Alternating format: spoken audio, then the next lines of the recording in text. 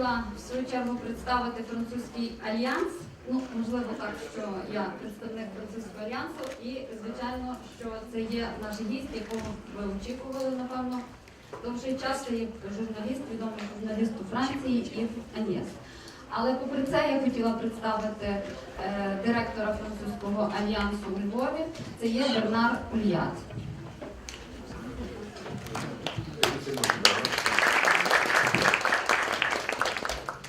Bonjour à tout le monde. Доброго дня всім. Voilà, je suis très heureux de venir pour la première fois dans votre université. Ça fait un peu plus d'un mois que je suis arrivé à Lille, donc on fait connaissance aujourd'hui. J'espère que nous aurons l'occasion de nous revoir souvent. Et donc l'Alliance française est très heureuse d'accueillir Yves Agnès, un grand professionnel du journalisme français. Et nous espérons que dans l'avenir, nous allons développer cette coopération et produire de nombreuses conférences et rencontres entre professionnels français et votre école, votre université. Voilà, j'en profite pour vous inviter à venir nous voir à l'Alliance française dans le centre de la ville et aussi à prendre des cours de français parce que c'est nécessaire lorsqu'on veut étudier le journalisme d'avoir une idée de comment fonctionne la presse française. Et surtout, vous avez intérêt à apprendre le français puisque nous espérons développer les échanges entre votre établissement et les professionnels français. Voilà. Je vous remercie et je vais laisser la parole à Yves Agnès.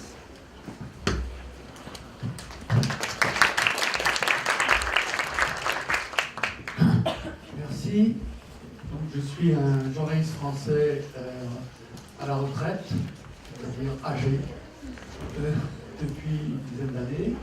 J'ai été journaliste dans la presse régionale en France, et puis ensuite pendant 23 ans au journal Le Monde quotidien, qui était un petit peu encore considéré comme le journal quotidien le plus important en France. Et après ces 23 ans, j'ai dirigé pendant 3 ans une école de journalisme qui était à l'époque la première en France et qui est considérée maintenant comme la deuxième, mais qui était donc une école réputée, disons, qui a été créée en 1946. Et j'avais fait auparavant beaucoup d'enseignement du journalisme. Et c'est la raison pour laquelle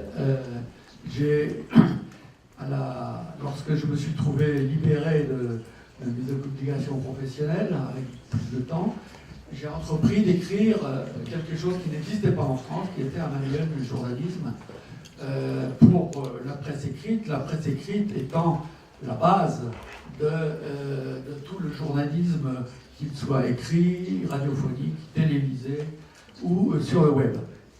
Et ce manuel est devenu assez vite, il a été publié en 2002, je commence à préparer la 3e édition, et il a été considéré assez vite comme le manuel de référence dans toutes les écoles de journalisme en France.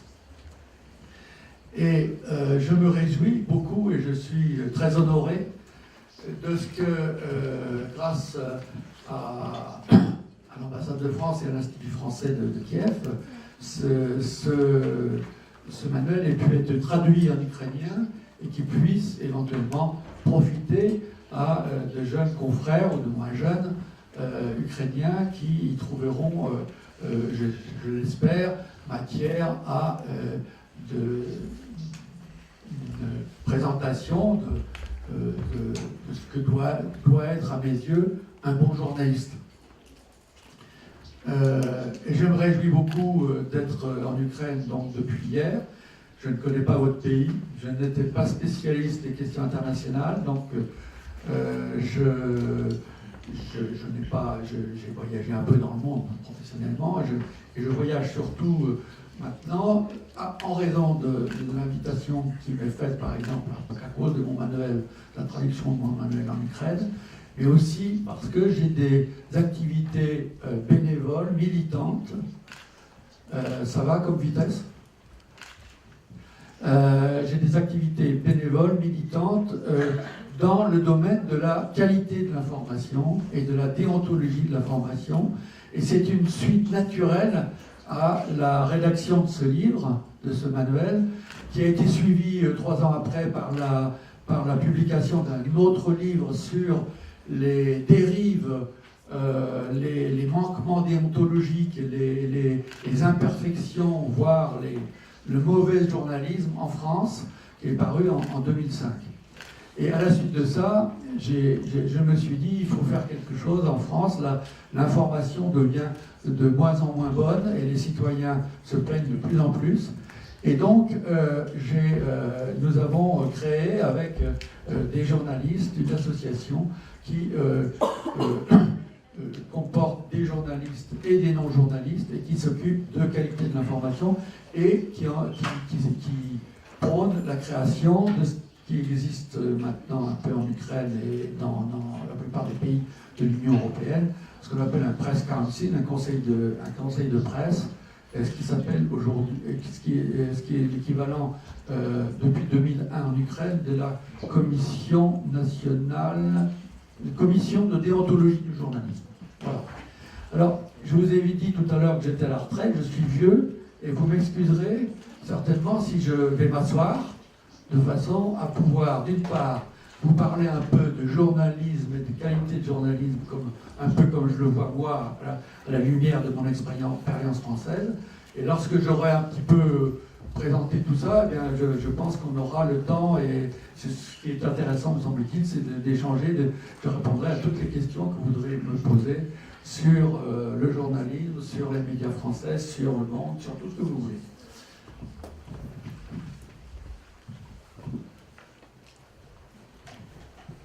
Alors, les médias d'information en France, j'ai eu depuis hier l'occasion de discuter avec un certain nombre de gens à Kiev et ce matin à Lviv. Et donc, bien sûr, la situation des médias ukrainiens est plus préoccupante qu'elle ne l'est en France. Mais néanmoins, comme je vous l'ai déjà dit tout de suite, la situation des médias en France n'est pas non plus idyllique, les contenus de journaux ne sont pas forcément excellents, et des journaux, des médias en général, journaux, presse écrite, radio, télévision, internet, n'est pas non plus excellente, et cette mauvaise qualité peut se doubler d'un problème économique grave. Parce que vous savez que dans tout l'Occident, les médias, à la suite de la crise économique, enfin surtout financière de 2008, la publicité a baissé, et donc les médias sont maintenant en France, et notamment l'écrit et bientôt les autres, subissent une crise assez importante. Hein. Déjà, de très nombreux journaux ont été supprimés aux États-Unis ou ailleurs. Et en France, nous sommes arrivés à une phase où on redoute beaucoup la suppression d'un certain nombre de titres, d'un certain nombre de médias. Et il y a donc une raison économique, si vous voulez, liée à la crise financière de la zone euro, à la crise de la publicité. Et puis, il y a une raison qui est celle que nous connaissons, tous les journalistes et médias connaissent sur la planète, c'est l'arrivée d'Internet qui a considérablement modifié la donne des médias dans tous les pays du monde.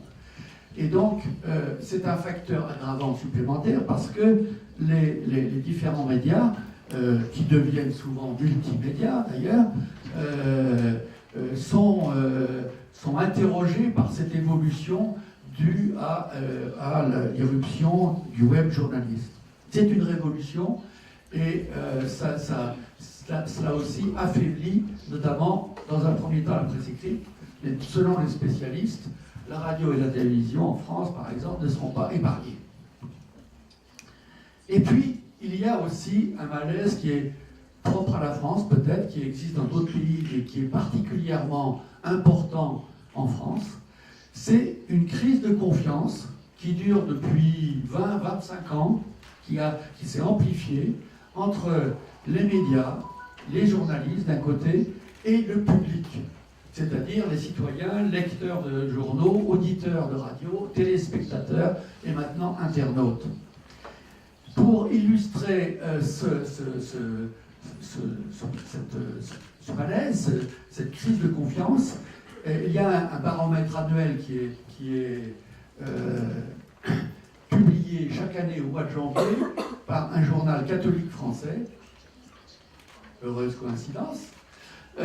Journaliste catholique français, un vieux journal, un très ancien journal catholique français qui s'appelle La Croix. Et au mois de janvier, le journal La Croix publie un sondage sur la crédibilité et la confiance envers les médias. Et dans ce sondage, chaque année, depuis plusieurs années, environ, je vais vous passer les détails du sondage, mais environ la moitié des personnes interrogées, c'est-à-dire les Français, hein, c'est pas les lecteurs de La Croix, c'est l'ensemble de la population française, sur l'échantillon représentatif, environ la moitié pense que ce qui est dit dans les médias n'est pas vrai. Et c'est une partie importante de cette crise de confiance, c'est la véracité de l'information, et j'y reviendrai abondamment. Et ce sondage est corroboré par d'autres sondages, il y en a eu 3 cette année sur la question, sur la confiance des citoyens, enfin des Français, envers les institutions. Par exemple, les hôpitaux, la police, etc. Et dans ce classement de la confiance que les Français ont envers ces institutions de la vie sociale, les médias arrivent avec 23%. Je parle des hôpitaux, je crois qu'ils ont quelque chose comme 85%. Et en tant que profession, ils arrivent les derniers. Et derrière eux, il y a les partis politiques avec 14%.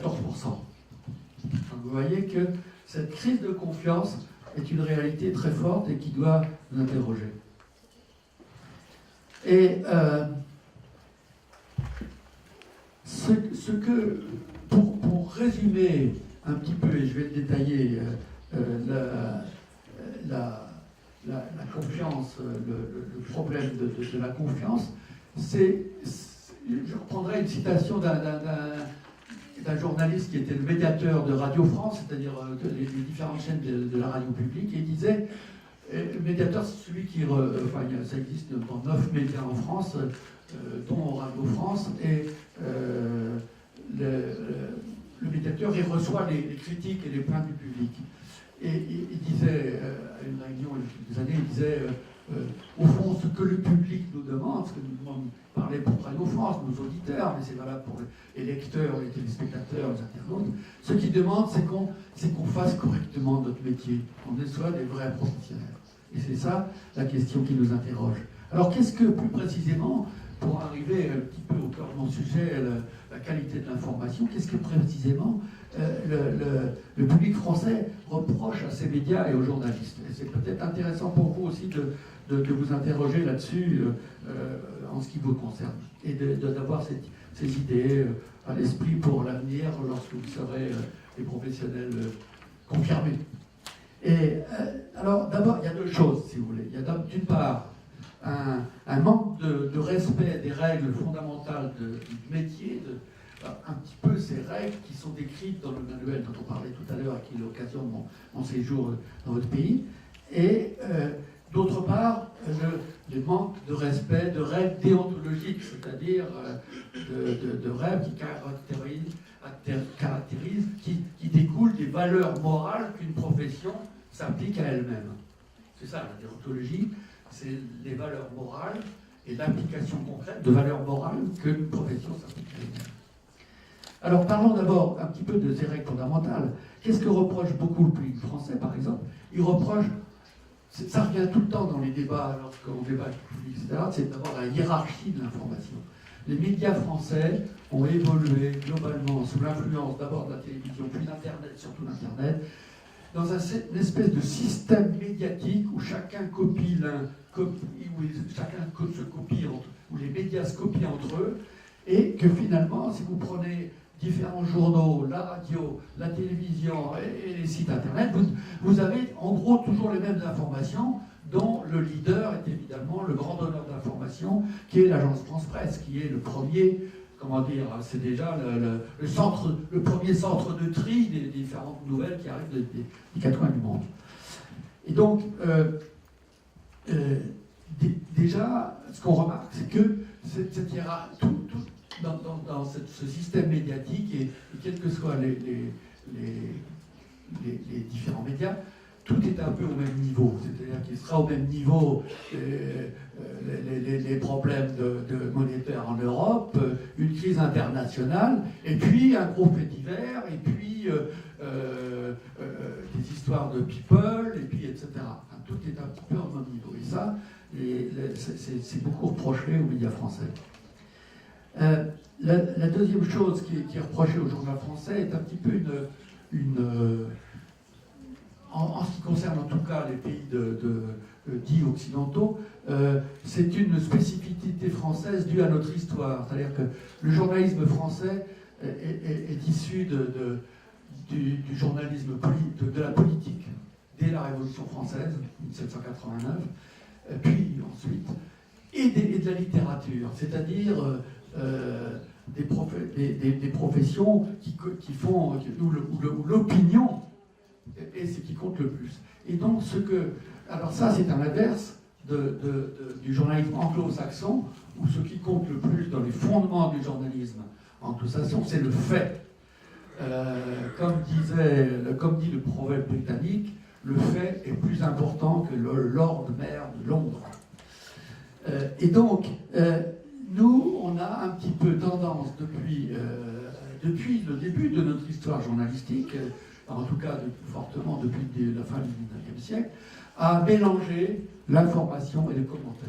Alors qu'un adage dit en français, les faits sont sacrés, les commentaires sont libres. Et en matière de déontologie, on ne peut s'intéresser qu'aux faits. Les opinions doivent être libres et la liberté de l'expression de chacun doit être respectée.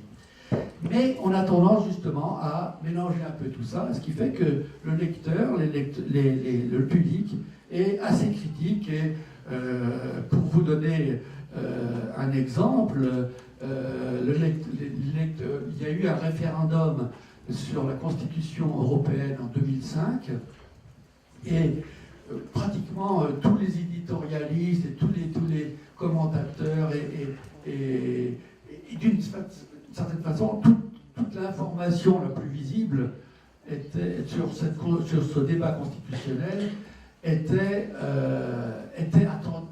très orientée en faveur de l'adoption de cette constitution.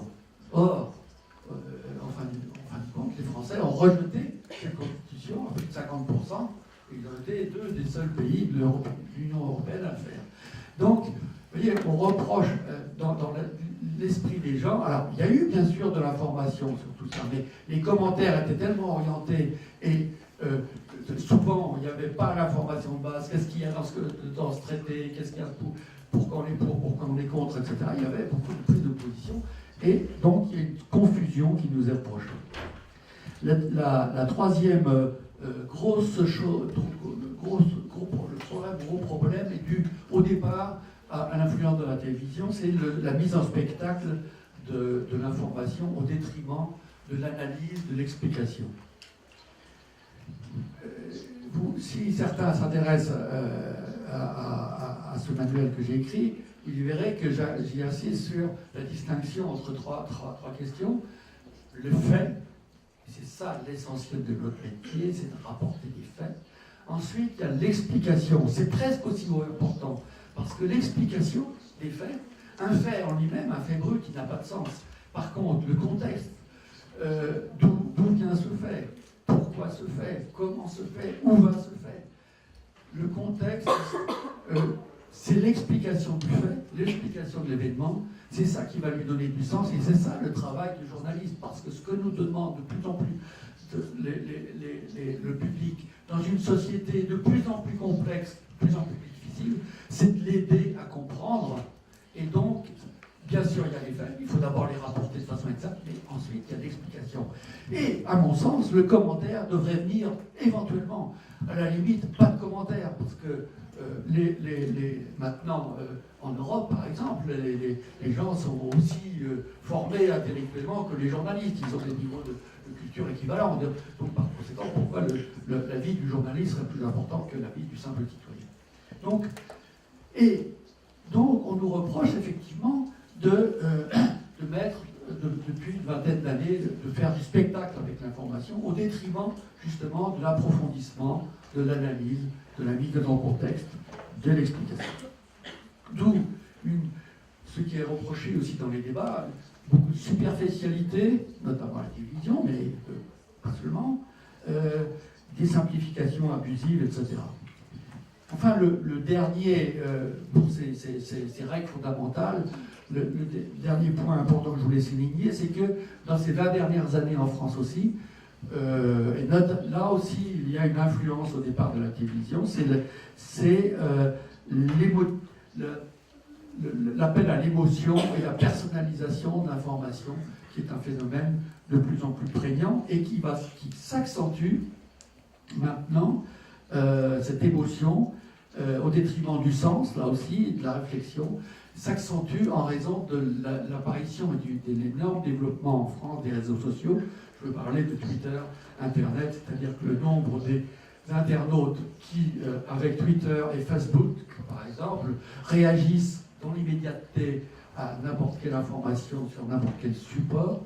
Ce qu'on appelle le support, c'est le type de média. Un support, c'est, disons, papier, radio, télévision, Internet. Sur n'importe quel support, l'information, il y a des réactions qui font que cette émotivité créée par le média, quel qu'il soit, est aussi accrue par des réactions, elles aussi émotionnelles, de beaucoup de gens. Voilà un petit peu les reproches que nous faisons. Alors abordons maintenant ce deuxième point dans les critiques que fait le public français à ces médias, c'est le manque de respect des règles déontologiques. Alors, quels en sont les grands principes? Le premier d'entre eux, c'est le respect des personnes et de la vie privée. En ce qui concerne la France, le respect de la vie privée et de l'image de la personne, c'est-à-dire photo, la vidéo, est protégé par la loi. Il y a des lois qui obligent tout un chacun, et pas seulement les médias, à protéger, à respecter la personne, etc. Mais,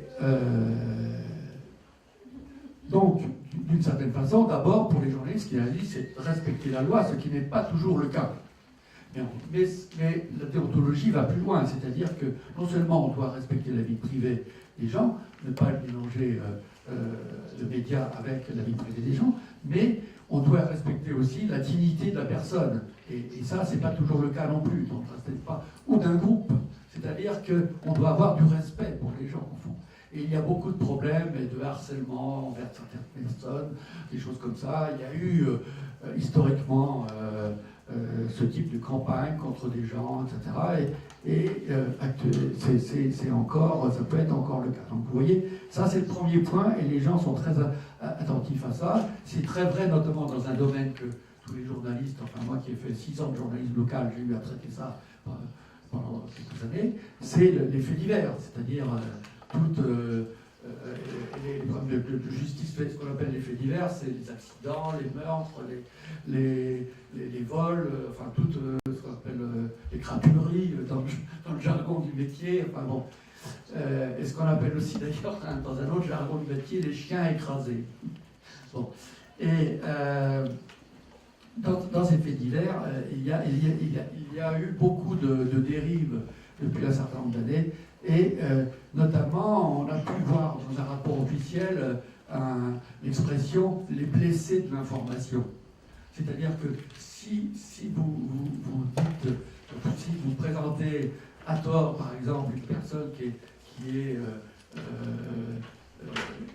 à tort accusée par la justice ou la police, la sécurité, etc., et que vous ne lui donnez pas la parole, etc., cette personne peut avoir sa vie privée et sa vie professionnelle compromises pour des années et des années. Donc, c'est un problème important. Le deuxième et le plus important, c'est la recherche de la vérité. Le journaliste n'a pas la prétention, comme le scientifique dur, d'accéder à la vérité, à l'objectivité, tout au plus peut-il accéder à l'honnêteté, mais il doit faire en sorte qu'il s'approche le plus possible toujours de cette vérité. Et c'est la notion d'exactitude des faits qui alors doit être mise en avant et respectée. Or, nous avons créé, à l'instigation de l'association que je préside, nous avons créé il y a un an, avec d'autres organisations, un observatoire de la déontologie de l'information. Nous avons travaillé avec des tout petits moyens pour la première année et nous avons recensé, disons, plus d'une centaine quand même de manquements à la déontologie dans l'ensemble des médias, mais des manquements à la déontologie qui ont été publiés soit sur Internet, soit dans d'autres médias, etc. Donc, ces manquements à la déontologie sont arrivés dans le domaine public, pas dans fait d'enquête spécifique. Eh bien, nous avons donc déterminé une centaine de cas, disons, enfin, nous avons recueilli une centaine de cas plutôt, et plus de la moitié de ces cas concernent le problème de l'exactitude et de la vérité de l'information. Par exemple, à la télévision, vous avez des images qui ne correspondent pas à ce dont on parle. Par exemple, vous avez des faits qui ne sont pas exacts, qui n'ont pas été vérifiés, qui sont faux, etc. etc. Ça, c'est un problème extrêmement important. Et la vérification de l'information, qui était une règle absolue, moi, quand j'ai commencé dans le journalisme, est arrivé, est quelque chose qui est beaucoup moins respecté, et notamment à cause de l'arrivée d'Internet, qui nous fait travailler dans une expression française qu'on appelle en temps réel, ça ne veut un peu rien dire, mais je dirais qui pousse les journalistes à aller dans l'immédiateté, et donc à zapper, enfin à ne pas respecter cette étape absolument nécessaire de la vérification de l'information, au moins, et généralement à plusieurs sources.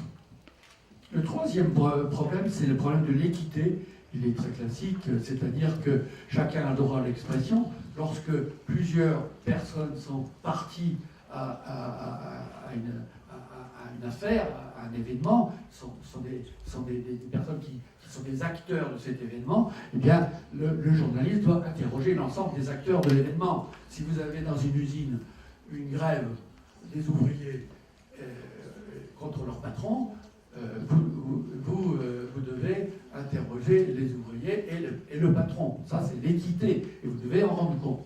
Je fais une petite parenthèse parce que les choses ont évolué.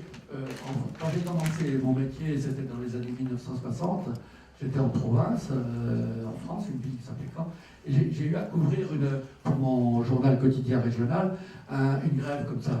Alors, les ouvriers étaient sortis devant, sur la route, là. Alors, j'ai interrogé les syndicats, etc. Et puis après, j'ai dit, je vais aller voir le patron. Alors, il n'y avait personne, donc je suis rentré dans l'usine. L'usine était totalement déserte. Alors, je me suis baladé un peu, et puis j'ai cherché, j'ai entendu du bruit. Alors, je suis arrivé dans un bureau, il y avait 3-4 personnes qui discutaient. Donc, et j'ai dit, ben voilà, je suis journaliste à Ouest France, voilà, vous avez une grève, je voudrais avoir votre point de vue. Et le patron de l'usine, il m'a pris par le veston, il m'a jeté dehors. Ça n'arriverait plus maintenant. Maintenant, il y a des services de communication, il y a des intermédiaires, etc. Donc, vous voyez, bon. Donc, donner, il faut... Alors, moi, j'ai dit dans mon journal, la direction refuse de s'exprimer. Voilà. C'était une anecdote pour faire rire un peu. Donc, le droit à l'expression, l'équité, ça, c'est quelque chose de très important. Quelles que soient les personnes. Alors, ensuite, il y a quelque chose qui est encore plus important, c'est la relation avec les sources de l'information, quelles qu'elles soient. Mais ces sources sont souvent des sources institutionnelles. Ce sont, mettons, on va simplifier, un club de football, un parti politique, un dirigeant d'entreprise, un syndicat d'ouvriers, etc., etc., etc. Et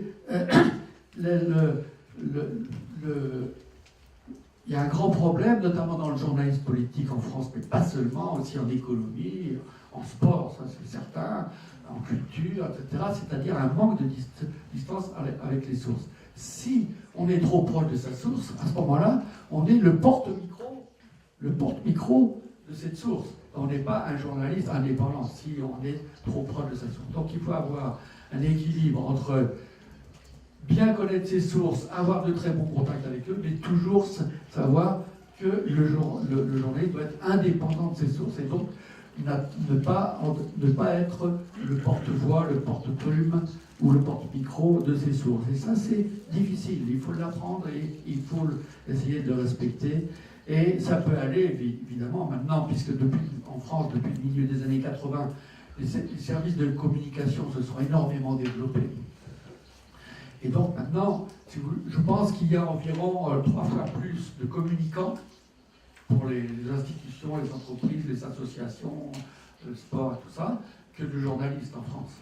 Alors donc, si vous voulez, ils sont très puissants et il faut se méfier que notre métier ne devienne pas finalement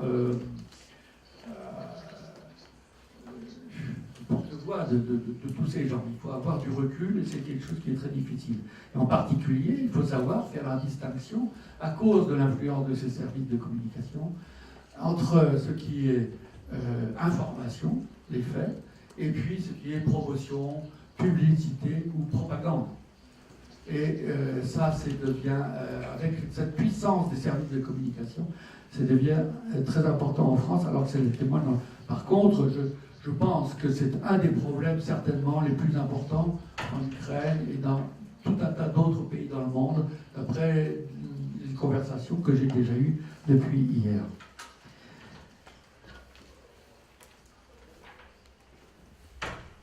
Donc le public attend de nous du professionnalisme. Pourquoi et ce public, pourquoi c'est important? Eh bien parce que l'information, au fond, quelle est... Bon, on a une profession, on a un gagne-pain, d'accord, mais ça va au-delà, si vous voulez. C'est-à-dire que dans les sociétés démocratiques, s'il n'y a pas d'information libre, il n'y a pas de débat démocratique. C'est-à-dire, par exemple, en France, les journalistes ont droit à un statut spécial, une loi qui a été votée par le Parlement en 1935.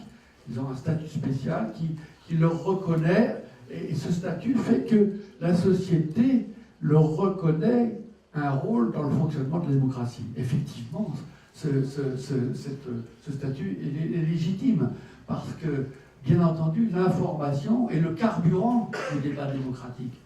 Dans les sociétés qui n'ont pas d'information libre, ça s'appelle des dictatures, en français. Donc,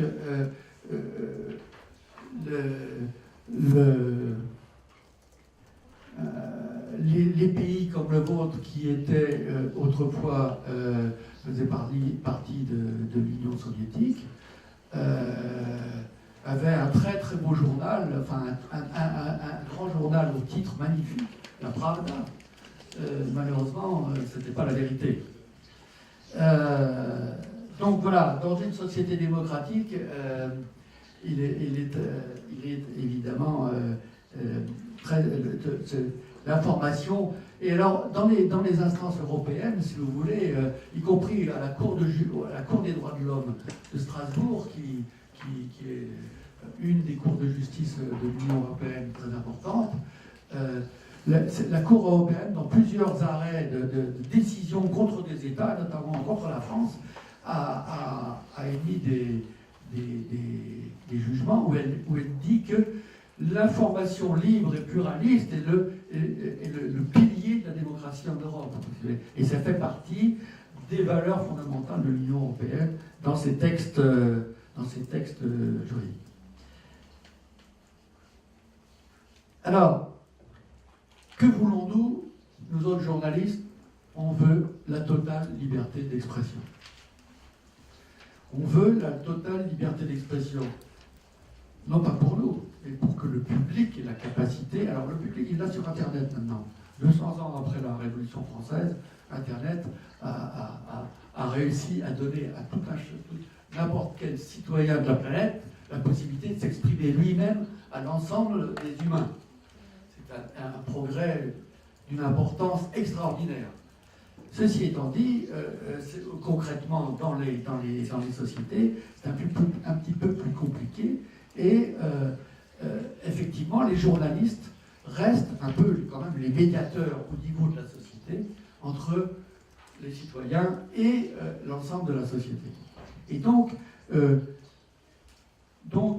pour ces citoyens, et au nom de ces citoyens, nous devons revendiquer une totale liberté d'expression, une totale indépendance. Mais si nous le faisons, ce n'est pas pour nous-mêmes, ce n'est pas pour avoir la totale liberté, ça c'est intéressant de faire des commentaires, mais c'est parce que, en fonction du rôle que nous avons vis-à-vis du public et vis-à-vis de la société en général. Par conséquent, pour moi, et pour certains textes de syndicats européens, par exemple, de journalistes, le public est le vrai patron du journaliste. Il a un employeur. Et au-delà de l'employeur, c'est pas pour l'employeur qu'il écrit, qu'il interroge, qu'il fait des sujets vidéo, qu'il fait des journaux sur Internet. C'est pour le public. Il ne fait pas ça pour son employeur. Donc, c'est de lui que nous dépendons finalement. Et si la limite de notre liberté, elle est vis-à-vis des publics, c'est-à-dire qu'il n'y a pas de totale liberté dans une société démocratique si on n'agit pas en toute responsabilité vis-à-vis du public. Il n'y a pas à mon avis, de vraie liberté des médias, de vraie liberté du journaliste sans qu'ils exercent leurs responsabilités. Et en France, depuis plus de 20 ans, les manquements à la déontologie dont je viens de vous parler déjà, qui ont été observés, sont dus au fait que les journalistes ne se pensent pas comme responsables vis-à-vis de la société. Je vais prendre simplement un petit exemple de l'actualité internationale des dernières années pour montrer que ce n'est pas propre à l'information.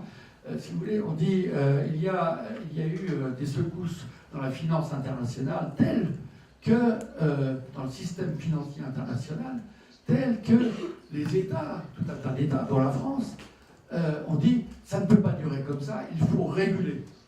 C'est-à-dire il faut contrôler ce système financier international. Et il y a eu des grandes déclarations aux États-Unis, en France, etc. Nous étions en 2008-2009, rien n'a été fait à ce jour. Donc, si vous voulez, actuellement, la finance internationale, le système financier international, on peut parler de système financier comme on peut parler de système médiatique, mondial maintenant, la finance internationale n'est pas régulée. Donc, si vous voulez, les problèmes vont continuer forcément. Donc, quand il n'y a pas de régulation, c'est le désordre, sans une certaine régulation. La régulation, c'est la concrétisation de ce principe de responsabilité des acteurs professionnels vis-à-vis de leur public. Pour exercer sur les médias une certaine régulation déontologique, c'est-à-dire pour essayer de faire en sorte que les journalistes soient de plus en plus conscients qu'ils ont des devoirs vis-à-vis de leur public, et que leur profession dans leur ensemble a ses devoirs. Évidemment, le système qui s'est imposé dans tout un tas de pays, c'est un dispositif déontologique double. D'une part, des codes déontologiques nationaux et d'autre part, des instances indépendantes d'autorégulation déontologique. Parce que nous sommes, la profession doit être absolument ferme sur le fait que ces instances et ces codes doivent être déterminés par la profession elle-même et non pas par l'État. Ce n'est pas au pouvoir public et ce n'est pas à l'État de dire ce qu'il doit y avoir dans ces codes de déontologie. Le Parlement vote les lois. Les professionnels doivent déterminer eux-mêmes quelles sont leurs règles professionnelles en matière de responsabilité vis-à-vis du public. Donc c'est bien de l'autorégulation. Mais la plupart des press councils, des conseils de presse qui existent dans le monde, de ces instances de régulation, sont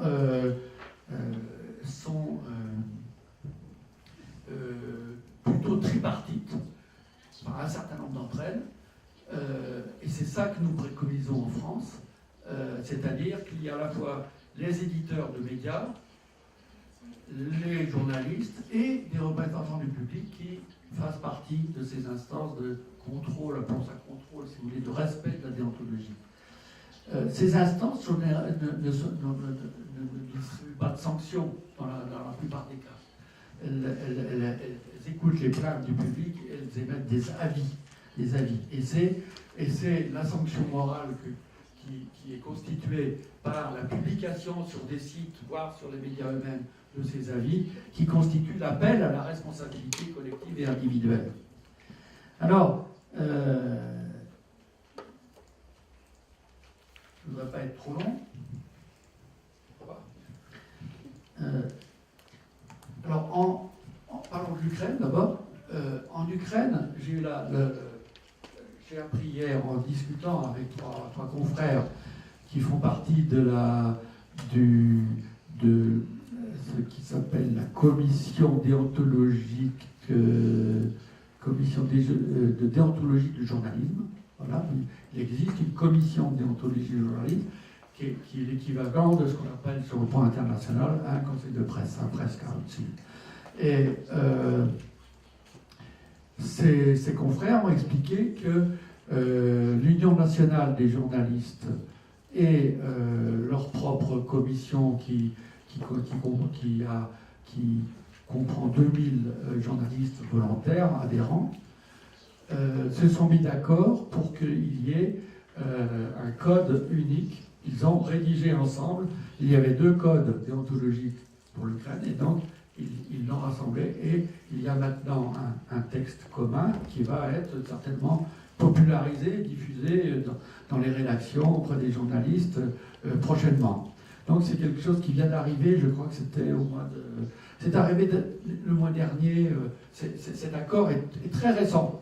Je suis à chaud sur l'information. C'est presque un scoop, je ne sais pas pour vous, peut-être vous le savez. Et donc il y existe ce code qui va être commun à tous les médias maintenant et à tous les journalistes. Et puis vous avez une commission nationale, une commission de déontologie du journalisme qui est un organisme volontaire où il y a quelques patrons, je crois, des journalistes, et quelques organisations, mais qui ne rassemblent pas toute la profession.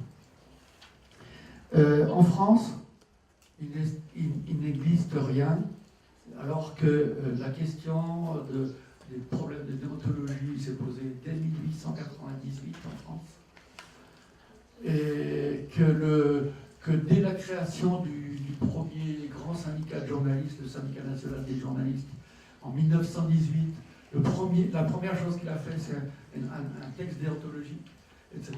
Donc cette question est présente depuis les débuts du journalisme en France, et pourtant, il n'existe aucun code national reconnu à la fois par les éditeurs, par les journalistes, etc. Et donc il s'impose à tout le monde, par tout son respect, et il n'existe pas non plus, parce que ça a toujours été refusé, d'instance de déontologie, et c'est pour ça que nous avons créé à quelques journalistes, dont je vous parlais tout à l'heure, une association de préfiguration d'un conseil de presse, dont l'objectif est de se dissoudre.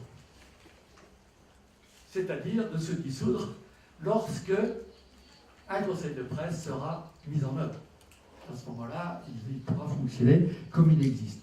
Dans l'Union européenne, il existe une vingtaine de ces conseils de presse. Dans le monde entier, au moins plus d'une centaine, je pense. Et donc, et nous avons, depuis un certain nombre d'années en France, donc essayé de populariser cette question. Nous avons maintenant l'appui de 3 des 4 plus importants syndicats de journalistes, dont le principal, qui est majoritaire, qui fait plus de 51% aux élections professionnelles. Et donc, du côté des journalistes, nous avons fait d'énormes progrès. Et maintenant, la question d'une instance et la question d'un code national se pose de plus en plus. Et nous avons peut-être des chances d'y arriver. Et du côté des patrons, alors là, ça bloque beaucoup. Il y a deux organisations de patrons, dont la Fédération nationale des agences de presse et un syndicat de radio, qui sont membres de notre association, mais la plupart des organisations patronales sont extrêmement réticentes. Et par contre, nous avons fait également des progrès au niveau de la sensibilisation des pouvoirs publics et du gouvernement et du Parlement, parce que nous pensons qu'effectivement, comme nous faisons ça avec et pour le public, dans notre association, d'ailleurs, il y a des journalistes et des non-journalistes, et des organisations de la société civile qui sont membres de notre association, et parfois des grosses organisations. Et donc, nous avons également entrepris depuis 2010 de discuter avec des hommes politiques, avec les gouvernements, etc.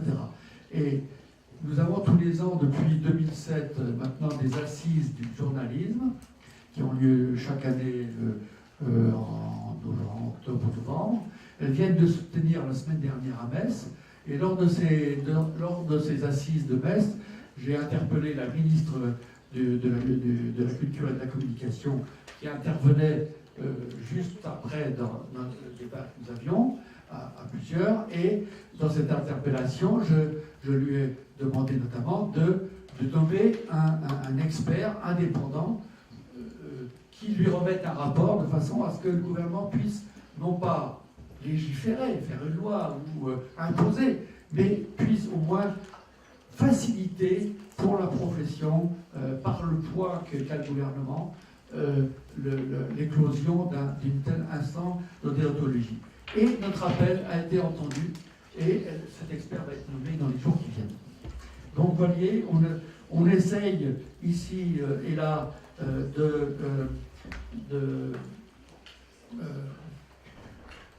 d'avancer. L'Union européenne en particulier, actuellement, a été saisie le 13 janvier dernier.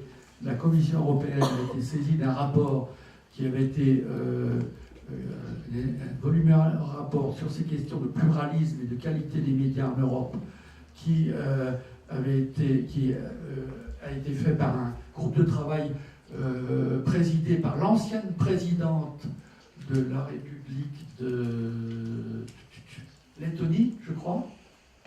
Les souvenirs sont bons. À vérifier.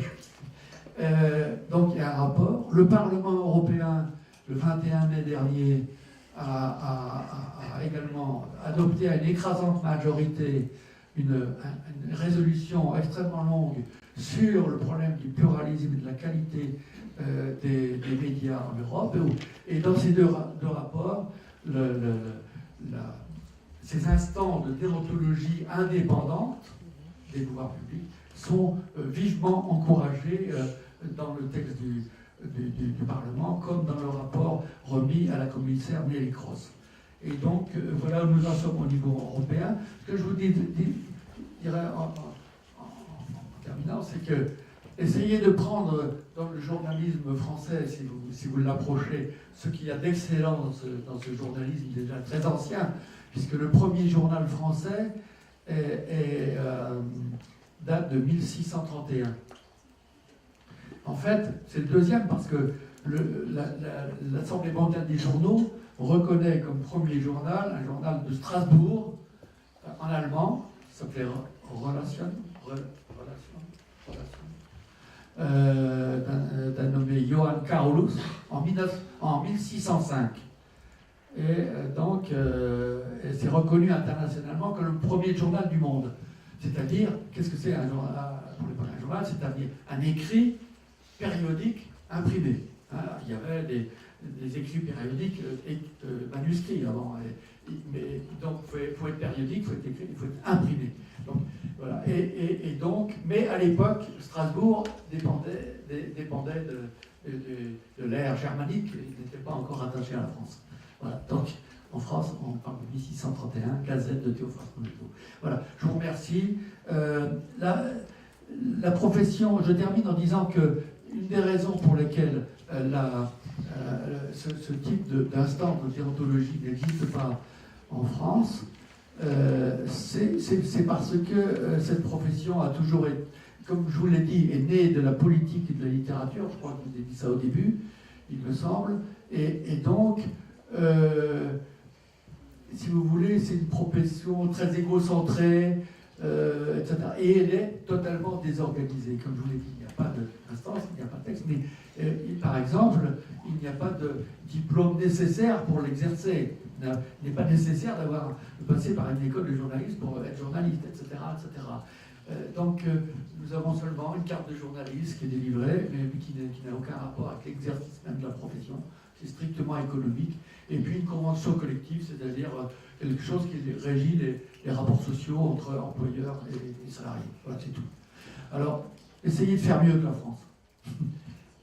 Voilà, je vous remercie. On peut peut-être passer du temps, tout le temps que vous voulez, sur les questions, et j'essaierai d'y répondre de mon mieux possible. Піднімайте руки, будь ласка, і я буду підходити до вас. У кого є питання? Не бійтеся.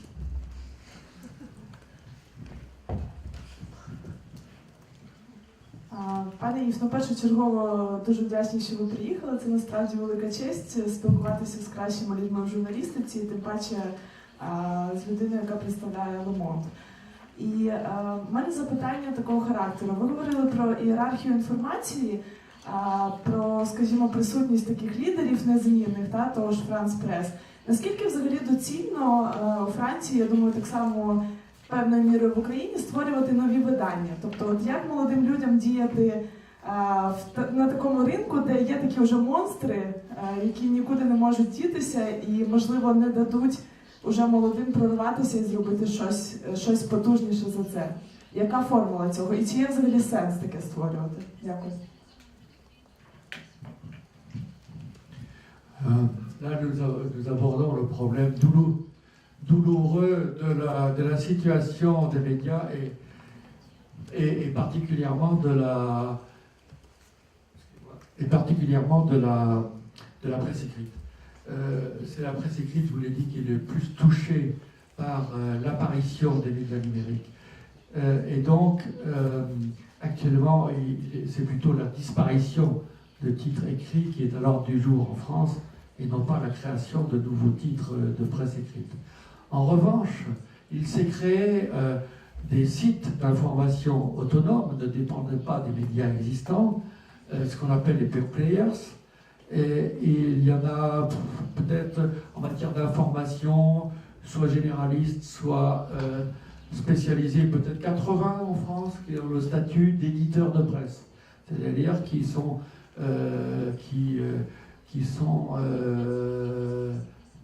faits par des journalistes professionnels. Voilà. Mais très peu d'entre eux sont arrivés depuis leur création il y a maintenant, la plupart sont créés il y a 7-8 ans. Très peu d'entre eux sont arrivés à un équilibre économique.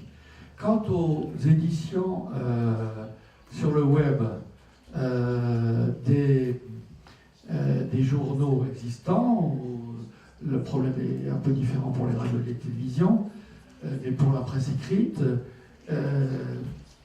je vous prendrai l'exemple du Monde, si vous le permettez. Le Monde a le site a très tôt développé un site sur le web qui est considéré comme excellent par la profession et qui lui a rapporté, alors que les acheteurs et les abonnés du papier sont en diminution permanente, il a été largement compensé par les abonnés au site. Mais le problème, c'est que ça reste déficitaire parce que la publicité sur Internet est dérisoire, rapporte des sommes dérisoires par rapport à celle du papier. Donc, le Monde actuellement n'est pas en déficit, mais les ressources, si le Monde devait abandonner actuellement son édition papier, passer tout sur Internet, il serait mort immédiatement. Donc, voilà. Donc, il y a une évolution extrêmement difficile pour la plupart des journaux à appréhender. Si vous voulez, il faut se rappeler que l'information seule n'a jamais été rentable, n'a jamais suffi. C'est-à-dire qu'il ne suffit pas de vendre un journal si on devait vendre un journal ou vendre une radio, enfin s'abonner à une radio, etc., si on devait vendre un journal sans la publicité, ce serait impossible. Il n'y aurait pas assez de lecteurs parce qu'on n'arriverait pas à compenser les coûts de fabrication, de la rédaction, de l'impression, etc.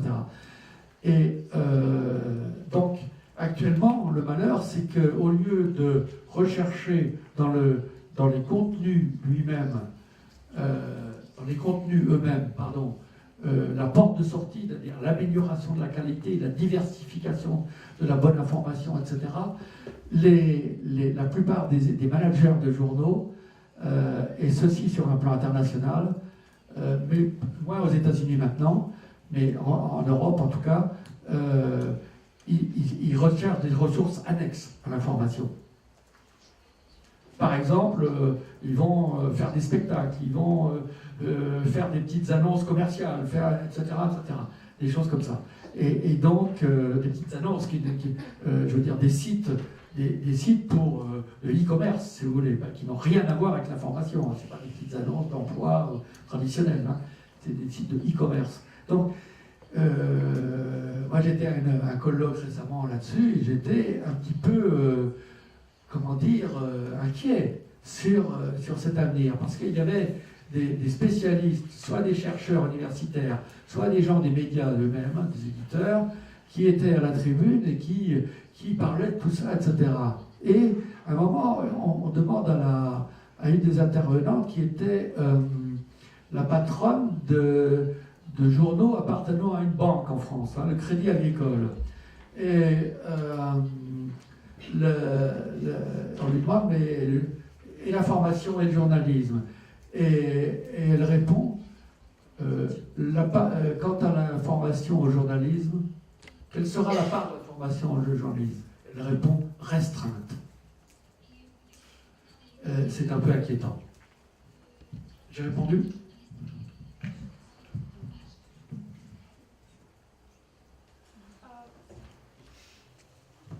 Ви сказали, що у Франції не існує школи, яка готує журналістів, а як відбувається підготовка журналістів у Франції тоді?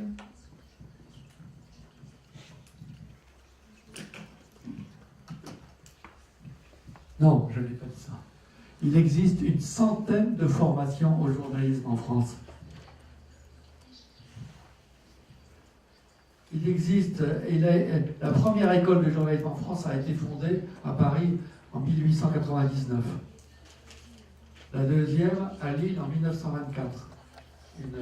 Au départ, une école catholique à Lille. Elle n'est plus. Et la troisième, c'est celle que j'ai dirigée, qui a été fondée en 1946.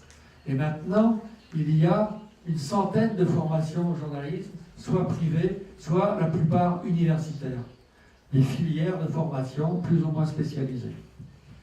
Et il existe un système en France qui est que la profession elle-même, c'est-à-dire les syndicats des patronaux des médias et les syndicats de journalistes, ont une commission spéciale qui agrée, qui reconnaissent les cursus des meilleurs de ces écoles. Actuellement, il y a 14 écoles de formation au journalisme reconnues par la profession. Ces écoles professionnelles de journalistes sont également reconnues par l'enseignement supérieur, par le ministère de l'enseignement supérieur.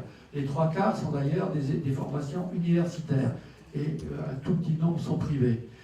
Et ces 14 écoles sont toutes des formations en 2 ans, comme le master de cette université.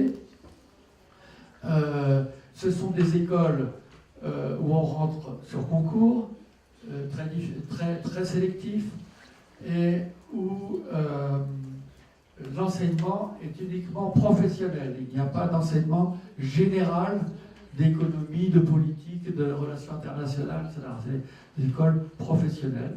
Et ces écoles forment environ 500 journalistes par année. Voilà. Donc, ce que j'ai dit, en revanche, c'est qu'il n'est pas nécessaire d'avoir fait une formation au journalisme pour être journaliste en France et avoir sa carte. Il suffit d'être embauché par un employeur ayant la qualité d'éditeur de médias, quel que soit le support, j'ai employé ce terme tout à l'heure, et au bout de 3 mois, vous obtenez automatiquement, si vous êtes rémunéré, vous êtes au-delà du SMIC, non, même moins que le SMIC maintenant, vous êtes automatiquement rémunéré, vous avez automatiquement votre carte de journaliste.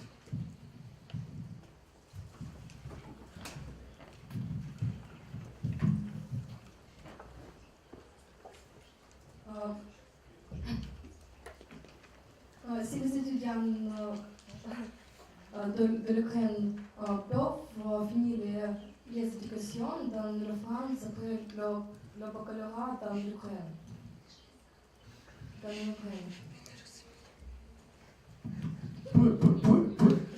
Est-ce que vous pouvez parler en ukrainien, s'il vous plaît? Чи студент України може закінчити після бакалавра своє навчання у Франції?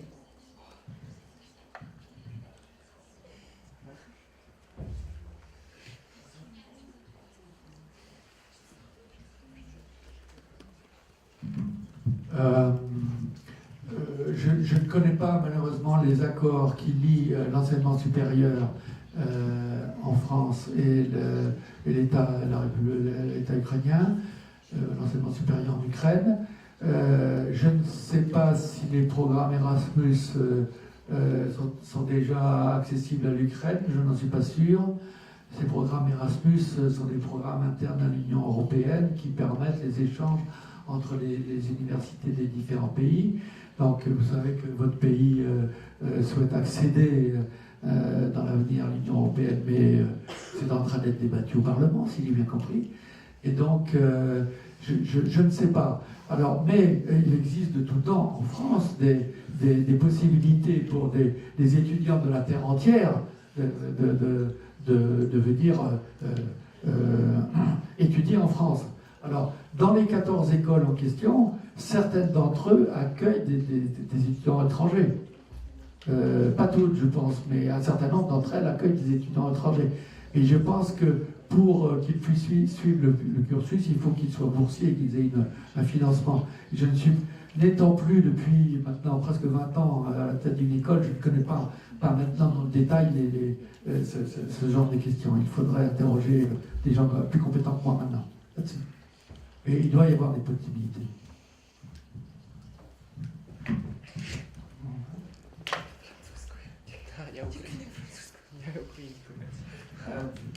Ви буквально кілька хвилин тому говорили про інтернет-медіа. І от чи журналістська професійна етика для інтернет-медій, вона якось відрізняється від тої ж професійної етики в інших мас-медіа, тобто газетних, радіо чи телебачення? Є якась доцільна різниця, відмінність, якісь особливості от, професійної етики саме для працівників інтернет-медій? Дякую.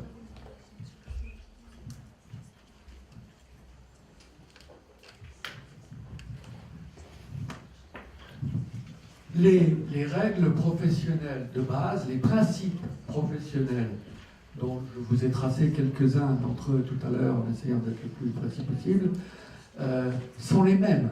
Il n'y a pas de différence. J'en veux pour preuve qu'il y a déjà 2 ou 3 ans de ça, le Conseil de presse du Québec, par exemple, la province canadienne du Québec, il y a un conseil de presse depuis de nombreuses années au Québec, il y en a d'autres dans les provinces anglophones, et ce conseil a réfléchi à la question et ils ont fait une session de réflexion importante là-dessus et ils ont conclu avec des consultations, etc., que le code déontologique reste valable, les principes professionnels restent valables. Donc il n'y a pas, au plan des principes de base, de différence entre les différents médias, y compris Internet. En revanche, dans l'application concrète de ces principes, il y a évidemment des différences. Alors, je prendrai un exemple, c'est ce qu'on appelle maintenant en France, en Europe même, le droit à l'oubli. Le droit à l'oubli, c'est-à-dire que Internet pose une difficulté supplémentaire, c'est le principe du respect de la vie privée, si vous voulez. Donc, vous parlez d'une personne sur le site, mais ensuite, par exemple, une personne est condamnée en justice pour des faits mineurs, par exemple, mais elle est condamnée, bon, c'est inscrit sur le site. Ensuite, il y a l'archivage, c'est-à-dire que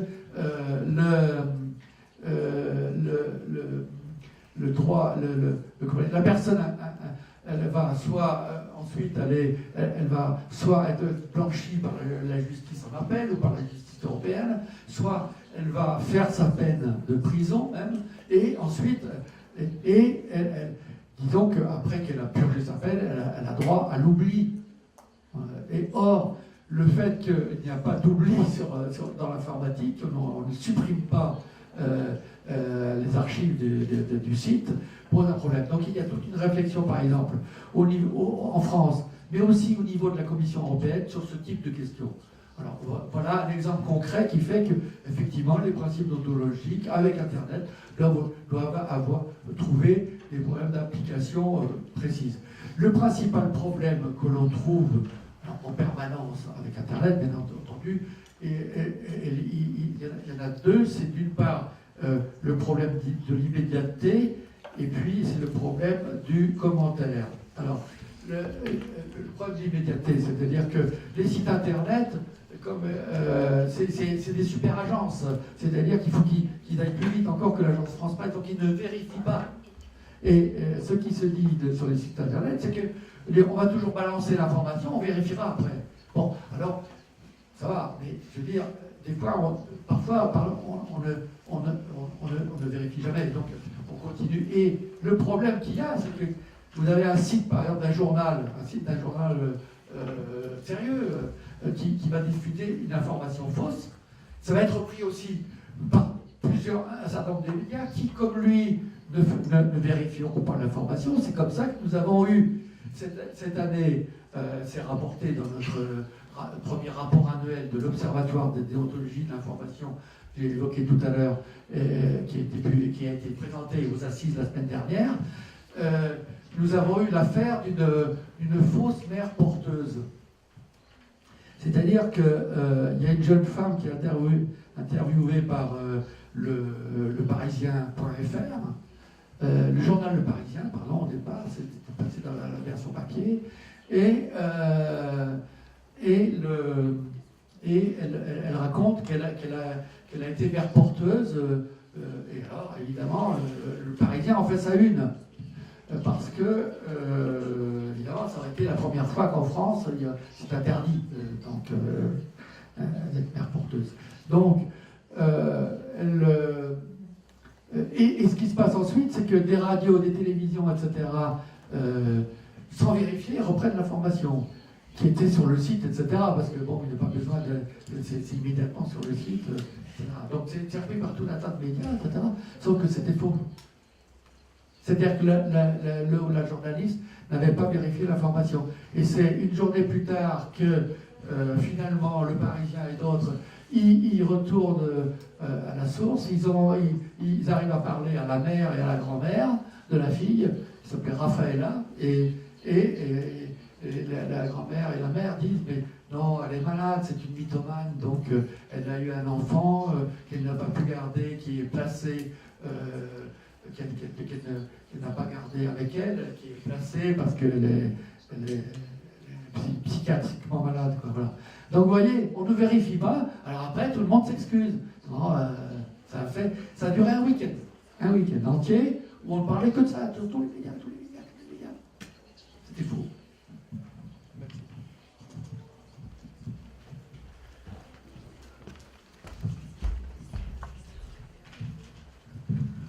Скажіть, будь ласка, таке явище, як журналістські розслідування. Наскільки вони... Excusez-moi, on va vous donner la parole tout de suite. J'ai oublié deuxième truc très important.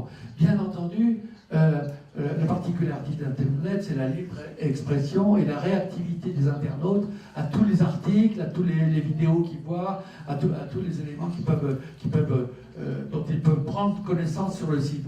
Par conséquent, très très vite, alors ça date de plusieurs années déjà, par l'Internet, oui, j'ai vu, les commentaires ont été très rapidement, en France en tout cas, je crois que c'est dans le monde entier,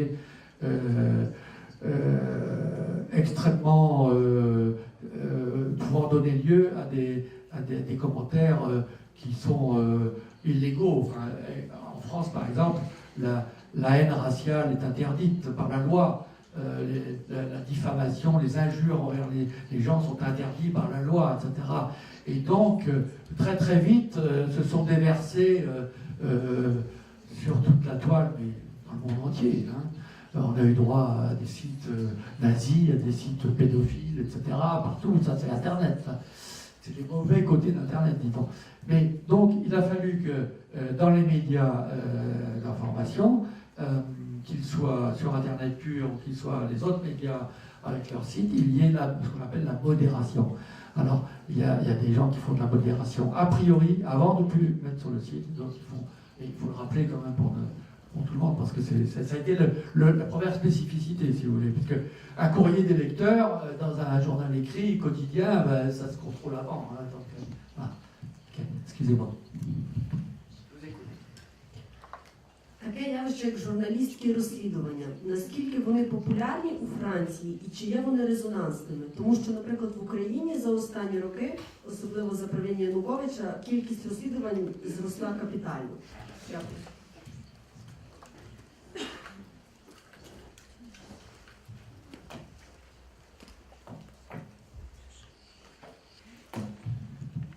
Personnellement, je n'aime pas le terme d'investigation parce que je considère que le travail du journaliste, tout le travail du journaliste, dans le travail du journaliste permanent, il doit y avoir une enquête, il doit y avoir de l'enquête, il doit y avoir la vérification des faits, etc. Alors ce qu'on appelle désormais investigation, qui moi me semble être le principe même du journalisme tout court, c'est d'aller chercher ce que, en général, les institutions, les dirigeants refusent de révéler. Donc c'est la recherche d'une vérité, ce qu'on appelle maintenant le journalisme d'investigation, qui a toujours existé, mais ça s'appelait enquête, et d'aller chercher une vérité qu'on veut nous cacher. Est-ce qu'il se développe? Il a toujours été présent en France. Hein. Je me souviens, par exemple, au Monde, il s'est exercé de façon spectaculaire en 1985 par deux journalistes du Monde, dont l'un s'appelait Edoui Plenel. Et ces journalistes ont démontré que dans l'attaque d'un bateau de Greenpeace, de l'organisation internationale Greenpeace en Nouvelle-Zélande, au moment où la France menait encore dans le Pacifique Sud des essais atomiques, que cette attaque à l'explosif du navire Greenpeace était due à des gens des services extérieurs français, c'est-à-dire des agents de l'extérieur de la France, quoi, des militaires, un peu l'équivalent de la CIA aux États-Unis. Et donc, ça, le Monde a révélé ça. Et effectivement, donc vous voyez, ce n'est pas une question nouvelle, ça, il y en a toujours eu dans l'histoire du journalisme, je pense, enfin, du journalisme libre. Et donc, ça a entraîné quand même la démission du ministre de la Défense du gouvernement français, qui s'appelait à l'époque Charles Hernu. Alors, disons que ce journalisme existe, mais n'est pas suffisamment développé.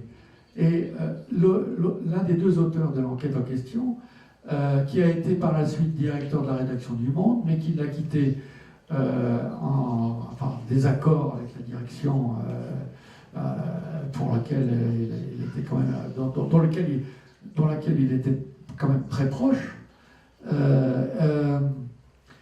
Ce journaliste a créé ensuite un site qui s'appelle Mediapart, qui est alors spécialisé dans ce type d'information. Il s'en défend, il dit qu'il fait de l'information générale au jour le jour. Non, ses principales forces, il défend absolument surtout ce journalisme-là. Moi, je trouve que son action est très bénéfique et il a encore mis. C'est grâce à ce journaliste de Mediapart que nous avons su cette année que le ministre français du budget, celui qui contrôle les impôts des Français, avait un compte en Suisse en dehors et faisait des déclarations depuis 20 ans, déclarations illégales d'impôts, etc. Et a menti effrontément quand la question lui a été posée au Parlement devant la France entière. Donc, il a quand même été obligé finalement de démissionner. Donc, je crois, moi j'ai beaucoup d'estime, de respect. Je dis même que ce journalisme est nécessaire et s'il se développe en Ukraine, tant mieux. Et je trouve qu'en France, il n'y en a pas assez, que les journalistes ne sont pas assez des journalistes d'investigation, comme on dit maintenant, parce que je pense que le rôle des médias, c'est d'une part de dire ce qui se passe en général, etc. Ça, les gens ont besoin d'être informés d'abord, mais il a un rôle annexe qui est qu'il doit être un contre-pouvoir, parce que tous les pouvoirs mentent, tous les pouvoirs cachent.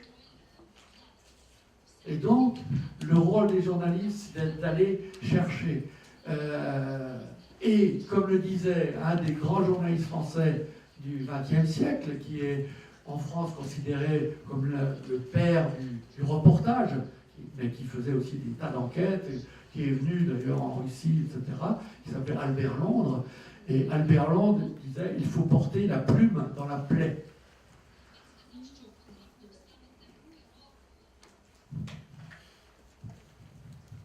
Je pense avoir répondu. Скажіть, будь ласка, чи є у французькому ЗМІ таке явище, як джинса, і наскільки воно є поширеним, популярним, та яке ваше особисте взагалі ставлення до цього?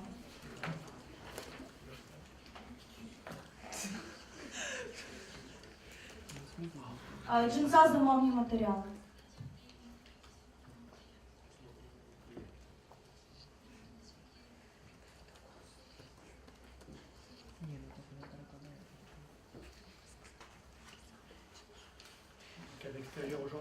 Quelqu'un d'extérieur au journal?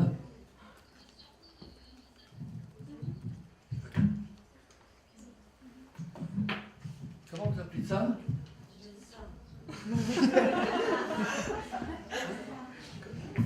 Comment vous, le terme même, vous l'appelez comment?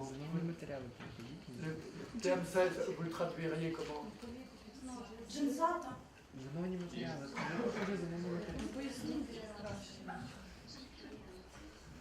Le jean Ah, le jean. Okay.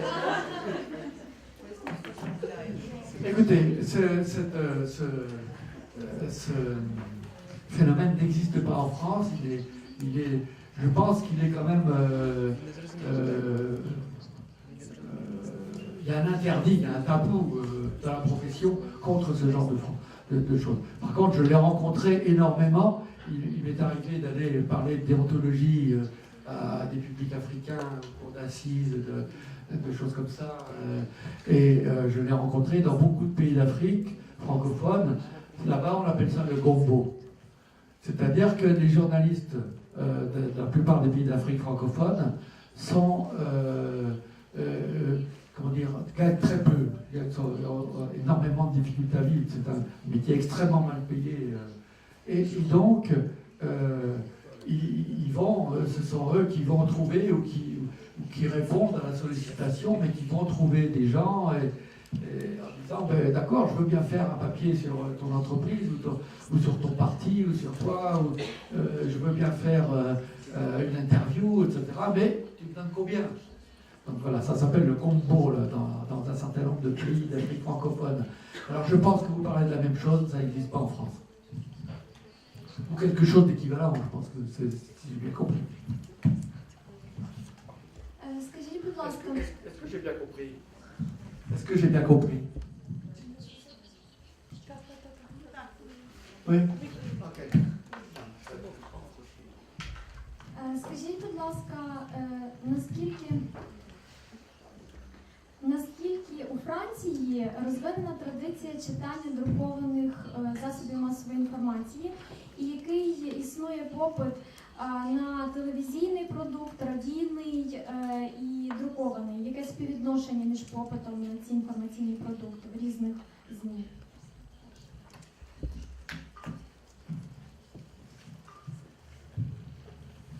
Vous m'auriez posé la question lorsque j'ai créé la rubrique communication du Monde en 1982 et les années qui ont suivi, ou au CFPJ, les 10 années qui ont suivi, j'aurais pu vous répondre. Mais je risquerais de vous dire des bêtises là-dessus. En revanche, ce que peut vous dire dans la structure même des médias français, c'est que la France est un pays où traditionnellement on lit peu de journaux quotidiens. Lorsqu'on compare à la presse quotidienne britannique, à la presse quotidienne en Suède, qui est à la presse quotidienne au Japon, qui est peut-être la plus développée au monde, etc.,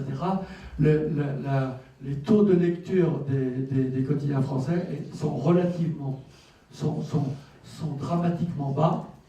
Et le nombre de quotidiens est lui-même faible. Il a diminué fortement depuis 1945 jusqu'à maintenant.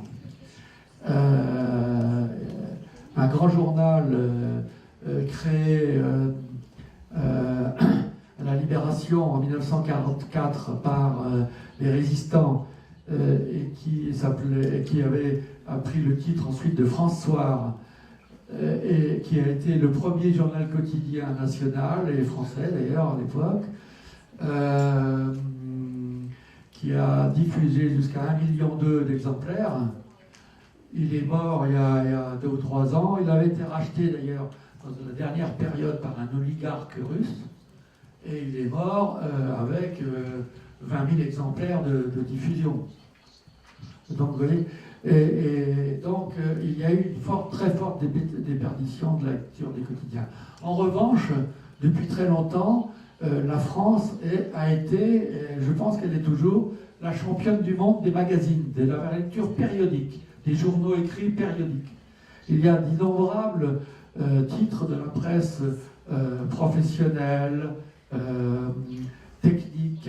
Il y a beaucoup de titres de la presse, magazines spécialisés, généralistes, presse féminine, presse économique, presse technique, presse sportive. Il y a un quotidien sportif, il y a des tas de magazines sportifs, culturels, télévision, il y a tout un tas de journaux de télévision, etc.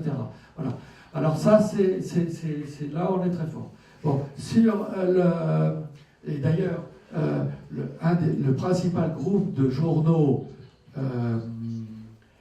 français au départ, qui était le groupe Hachette, qui est devenu le groupe Lagardère Active, a été à un moment, par rachat de groupes américains, a été à un moment le premier éditeur mondial de journaux. Bon. Mais c'était tous des journaux périodiques. La télévision, elle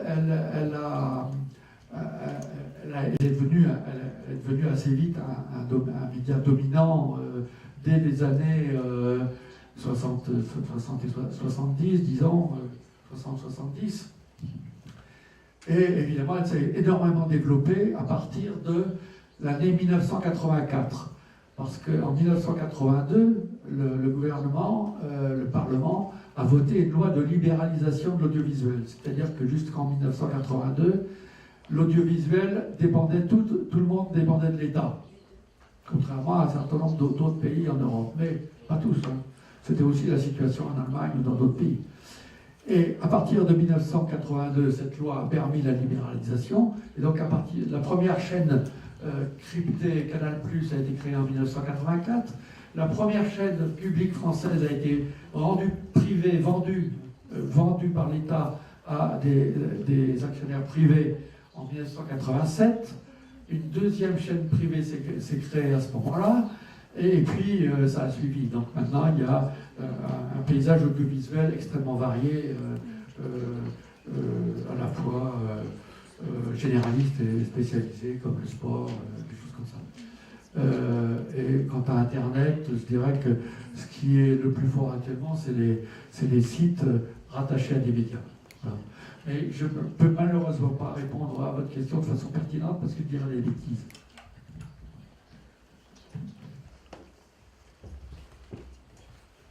Вже післязавтра відбудеться перший відбірковий матч між Україною і Францією на чемпіонат світу з футболу. Що кажуть французи, як оцінюють свої шанси і що каже французька преса щодо цього? Якщо ви, звісно, цим цікавитесь.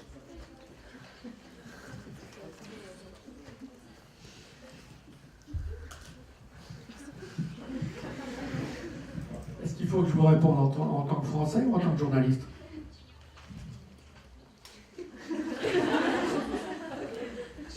Як французький журналіст.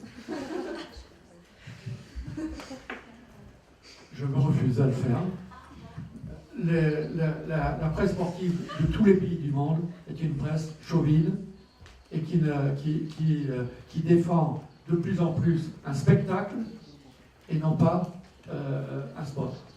Et donc, par conséquent, tous les journalistes français vont parier sur la France, vont faire des commentaires, etc.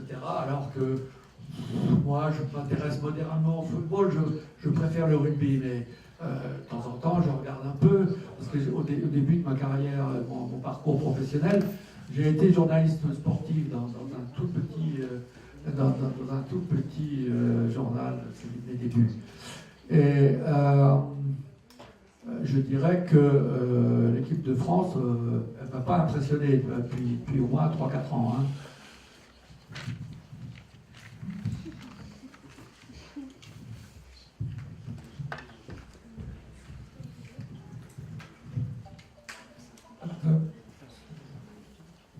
Ви сказали, що сучасні медіа, в тому числі французькі, українські, є надмірно емоційними. Тобто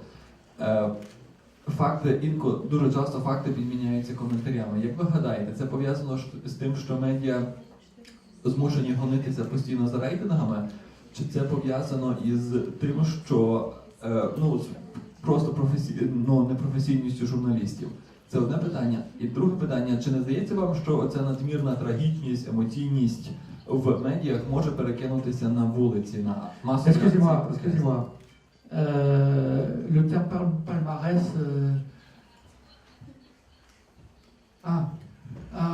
oui, non. Audience, oui, d'accord, oui. Oui, continuez, oui. Yes. Як ви гадаєте, чи надмірна емоційність взагалі сучасної журналістики може перекинутися наприклад, на вулиці, якимось чином пов'язана з вуличними акціями протестів, чи оця шовіністична спортивна журналістика, про яку ви тепер розказували, якимось чином пов'язана до оцих видовищ, які ми бачимо під час футбольних матчів на трибунах? Дякую.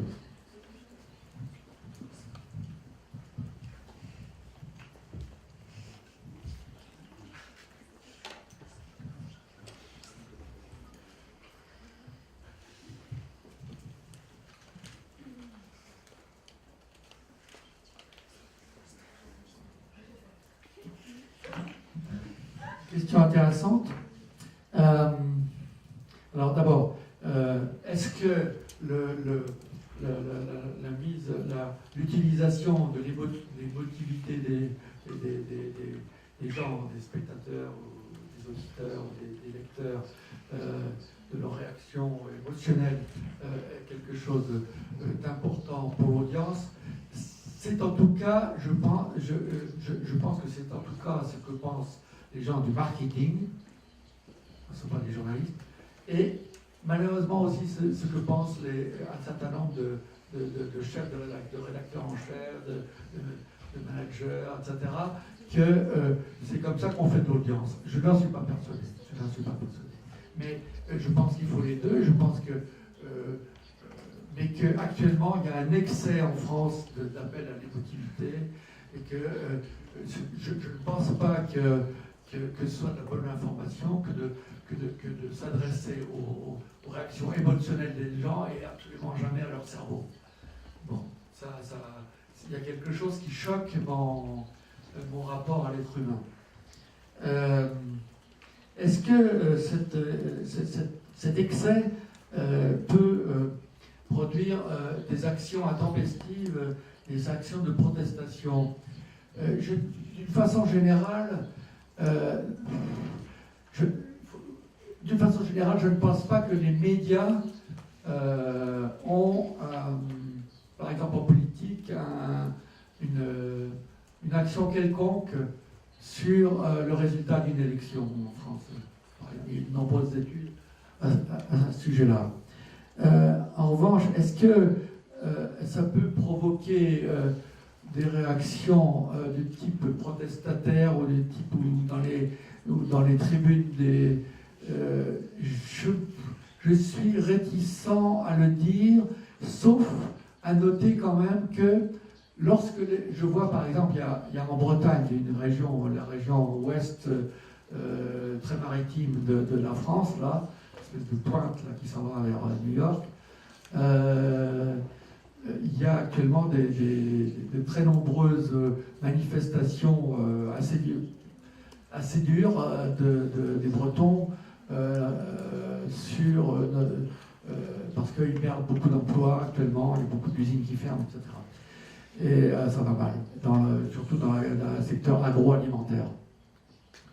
Et je pense que ce que fait le média, que les gens se disent à un moment donné, c'est que s'ils ne cassent pas quelque chose, s'ils ne deviennent pas de certaine façon très visibles, très violents, s'ils ne font pas appel à la réaction émotive de leurs concitoyens, alors ils ne seront pas entendus.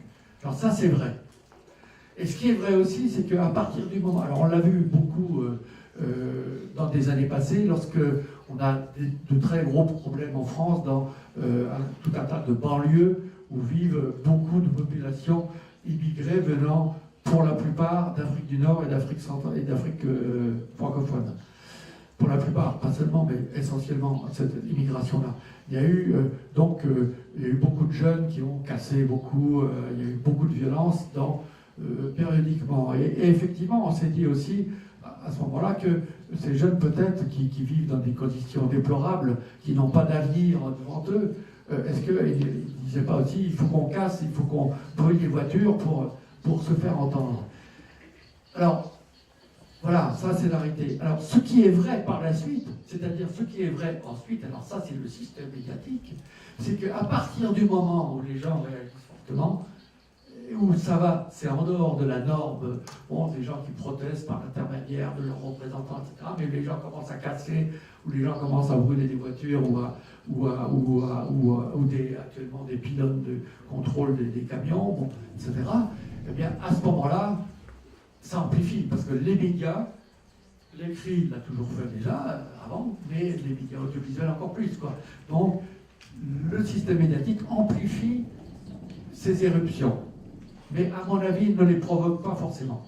Il ne les provoque pas. Sauf à dire que les gens pensent que s'ils ne se font pas remarquer par des actions qui vont... vous voyez, je pense que vous avez compris ce que je voulais dire. Пане Анієс, дайте, будь ласка, кілька порад організаціям, які прагнуть бути медіапривабливими, які хочуть частіше появлятися як висвітлити інформацію, як її висвітлювати для того, щоб журналісти її помітили серед цієї маси іншої інформації. Дякую.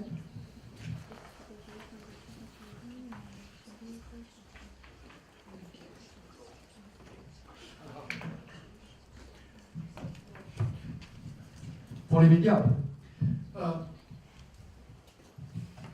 les organisations, ça dépend de quelles organisations vous parlez. Essayez de préciser s'il s'agit d'associations de la société civile ou d'organisations politiques. Civile.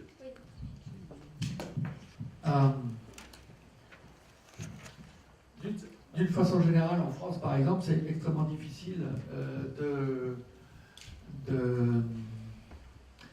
d'intéresser les médias, écrits, audiovisuels, aux organisations de la société civile. Ils en parlent peu.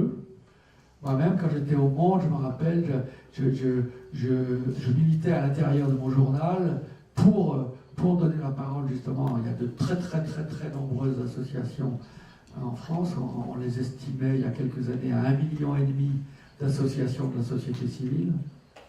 Et j'animais une rubrique d'associations à un moment donné, etc. Bon. Donc moi j'ai toujours été très sensible et j'ai toujours remarqué que le système médiatique, d'une façon générale, donne très peu et de moins en moins la parole à ces gens-là parce que peut-être justement ils ne font pas assez de spectacles.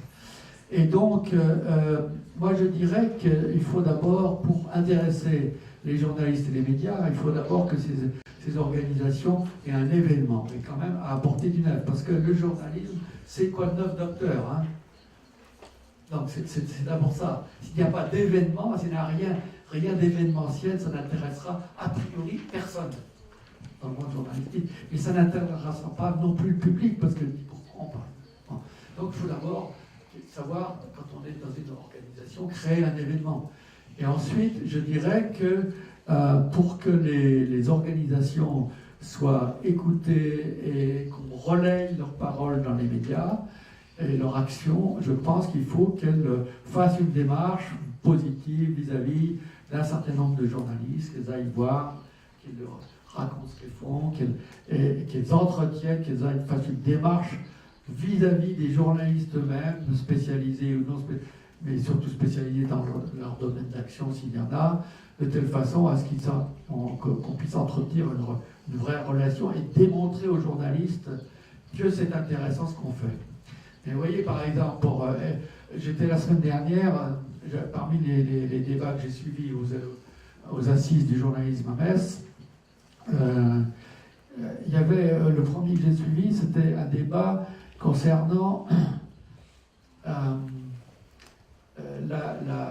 pilule contraceptive pour les femmes, de ce qu'on appelle les pilules de 3e et 4e génération.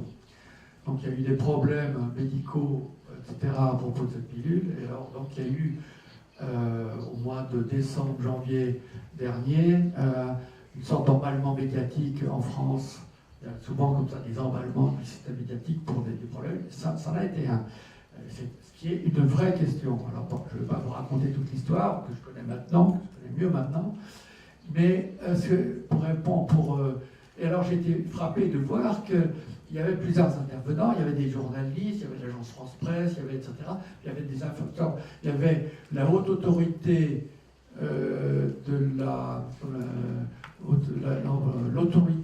l'autorité de contrôle du médicament, si vous voulez, qui était une autorité indépendante de l'État, mais qui dépend plus ou moins de lui, du ministère, mais enfin, qui est nommée de façon indépendante.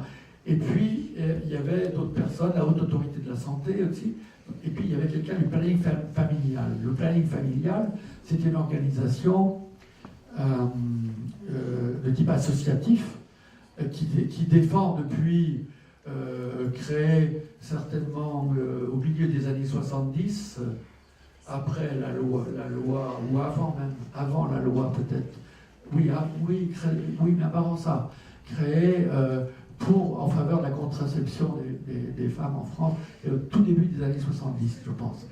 Et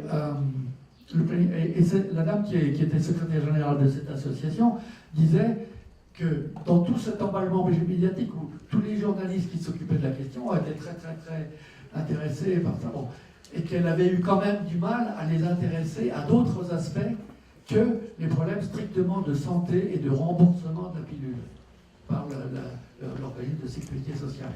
Donc, vous voyez, même quand il y a un fort intérêt des journalistes, etc., une association de militants, parce que son problème c'était d'élargir le problème médical au problème de la contraception des femmes en général, et c'est vrai que c'est un débat important pour n'importe quelle société. Et donc, eh bien, j'ai remarqué que cette phrase qu'elle a dite, à 2 reprises, j'ai eu de la peine à pouvoir accrocher les médias. Donc même quand on a l'événement, etc., ben, c'est pas toujours gagné. Hein. Ok? Merci.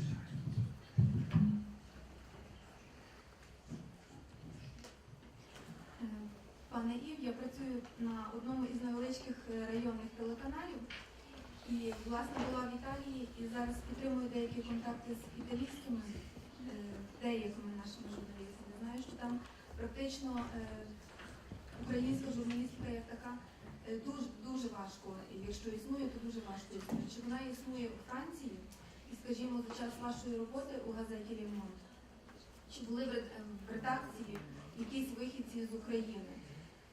Чи є перспектива взагалі молодим людям, які тут, десь працевлаштуватися навіть на початках, навіть стажування, скажімо? Ваша думка.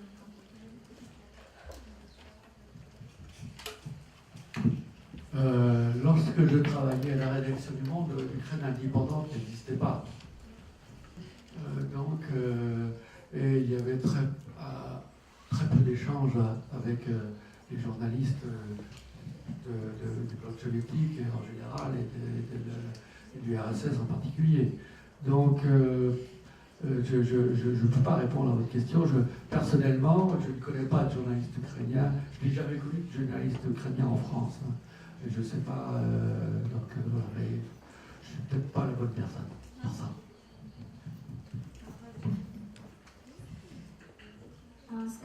Ce que je précise, c'est que je n'ai jamais travaillé dans le secteur international, si vous voulez. Mes collègues du secteur international du Monde, de services étrangers, ils étaient énormément sollicités. D'abord, on avait des correspondants. Quand je m'occupais de ce genre de questions au Monde, c'était dans les années 90-93, je m'occupais de l'ensemble des problèmes matériels et d'organisation de la rédaction, notamment, entre autres. Et nous avions à l'époque 30 correspondants à l'étranger, il y en a beaucoup moins maintenant. Et bon, bien entendu, il y avait un correspondant, il y a toujours un correspondant à Moscou, mais c'est tout. Et donc, si vous voulez, il couvre toute la région. C'est-à-dire, par exemple, pour les événements de Tchétchénie, c'est le correspondant à Moscou qui va couvrir la guerre en Tchétchénie, etc. Donc, mes collègues à Paris du service international, il est certain qu'ils sont sollicités pour des échanges, des rencontres, des contacts, des conseils, je ne sais pas quoi, par des journalistes du monde entier, ça c'est sûr. Ouais. Mais voilà. Je ne peux pas vous répondre autre chose. Скажіть, будь ласка, спочатку просто як француз, що пересічний житель Франції думає і знає про Україну, а далі, що можна як французький журналіст, як тема України представлена у французьких ЗМІ. Ну, власне, все. Дякую.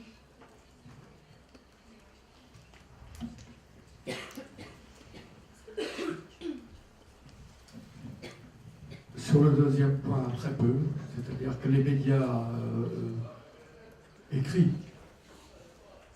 et s'intéressant à la vie internationale, c'est-à-dire Le Monde, Le Figaro, un certain nombre d'hebdomadaires, etc., vont donner de façon parcimonieuse des informations sur l'Ukraine. Si vous voulez, ces informations se limitent à la vie politique, au changement politique, à l'évolution politique de l'Ukraine, et notamment comment dire, au terrorisme, mais c'est pas ça, mais aux péripéties, si vous voulez, de l'installation d'un système démocratique en Ukraine, et notamment au sommet de l'État, c'est-à-dire les élections présidentielles, la nomination du Premier ministre, tous les problèmes qu'il y a pu avoir avec votre ancienne Premier ministre, etc. quoi. Alors ça, il y a un écho dans des journaux comme Le Figaro et Le Monde. Lorsqu'il y a un petit peu... ça devient assez saillant, il peut y avoir à la radio, à la télévision un certain nombre de choses, mais c'est faible, c'est faible. Et s'il n'y a pas crise au sommet de l'État, ou crise dans la société, la plupart des médias français ne vont pas s'intéresser à l'Ukraine. Voilà. Moi, je ne peux pas dissocier sur cette question-là, ma position de français, ma position de journaliste. Je constate en tant que journaliste, c'est comme ça. En tant que français, je veux dire, moi, je n'ai pas d'avis. Moi, je suis, comment dire, moi, je suis personnellement, en tant que Ivagnès, pas en tant que français, personnellement, moi, je suis je me sens plutôt européen que français. Donc, je suis un partisan assez chaud de la construction européenne. Je pense que cette construction a connu beaucoup d'erreurs, notamment un élargissement trop rapide à 27 puis 28 membres, ce qui était, à mon avis, pour une construction vraiment forte, une erreur politique fondamentale. Mais je reste convaincu que la raison principale pour laquelle je suis un Européen, c'est que je considère que c'est la seule façon d'éviter toute nouvelle guerre sur le continent. Et nous l'avons vu encore avec les Balkans. Je veux dire, rien n'est jamais gagné avec les hommes dans ce domaine. Donc, seules des structures très fortes, un état d'esprit qui se construit sur des dizaines d'années, peut empêcher les hommes de se faire la guerre. Par conséquent, je pense que l'Union européenne est une bonne chose et que, bon, mais malheureusement, elle a été un peu trop vite pour que ce soit suffisamment solide et qu'elle s'apparente davantage actuellement à une zone de libre-échange plutôt qu'à une véritable construction politique patiente et positive. Voilà. C'est pour ça que moi je me sens plutôt européen et que, bon, pour l'instant je suis citoyen de l'Union européenne. Voilà. C'est ce que je peux vous répondre.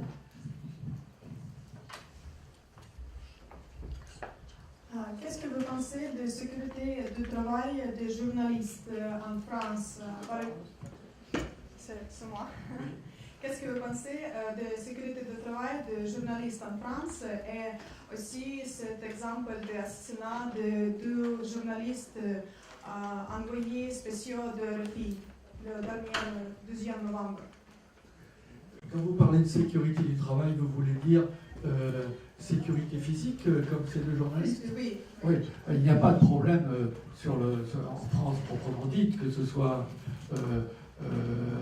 dans l'Hexagone, en métropole ou dans les territoires et départements d'outre-mer, mais les problèmes de sécurité physique ne se posent que lorsqu'un journaliste français va sur le terrain, que ce soit au Mali, en Syrie, actuellement en Tchétchénie, dans les Balkans, etc. Si vous voulez, ou au Rwanda, etc. Là, partout où il y a des événements militaires et des guerres civiles, des affrontements, etc. Et donc là, eh bien, c'est pas propre à la France. Ça n'a pas de, c'est pas parce qu'on est français qu'on est spécialement attaqué. D'ailleurs, vous savez qu'il a été créé en France il y a, on va dire, 25 ans, peut-être au moins, oui, 25 ans, une association très importante de journalistes qui s'appelle Reporters sans frontières. Cette association de journalistes a des correspondants partout dans le monde et recense toutes les atteintes à la liberté d'expression dans le monde entier. Et évidemment fait le décompte chaque année du nombre de morts, de journalistes qui sont morts dans l'exercice de leur métier sur la planète. Et le rapport annuel de Reporters sans frontières, je crois, indique que sur un an, dernièrement, c'était 88 tués en un an. Mais ce rapport indiquait également que, d'après ce que j'en sais, parce que je ne l'ai pas lu, que la plupart de ces victimes sont des gens qui sont des journalistes locaux et qui meurent dans leur pays. C'est-à-dire que c'est parce qu'il y a des pays où les journalistes ne sont pas en sécurité, parce que ce ne sont pas des démocraties. Parce que, etc.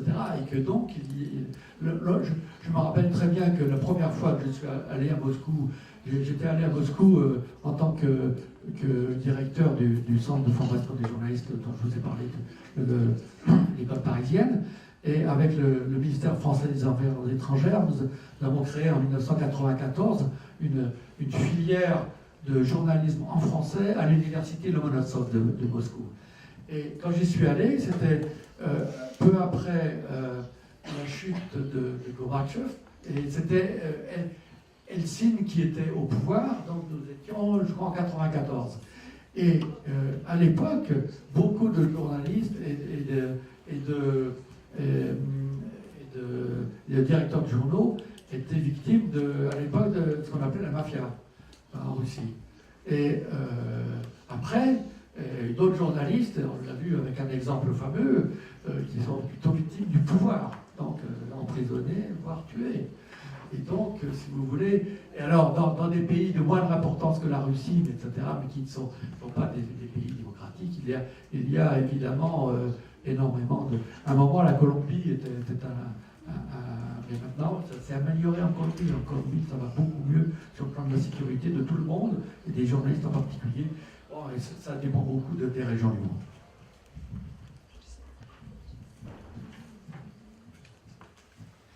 Відомо, що інтернет-журналістика розвивається з дуже швидкими темпами. І питання ось в чому. Чи зможе інтернет-журналістика витіснити пресу чи телебачення? Дякую.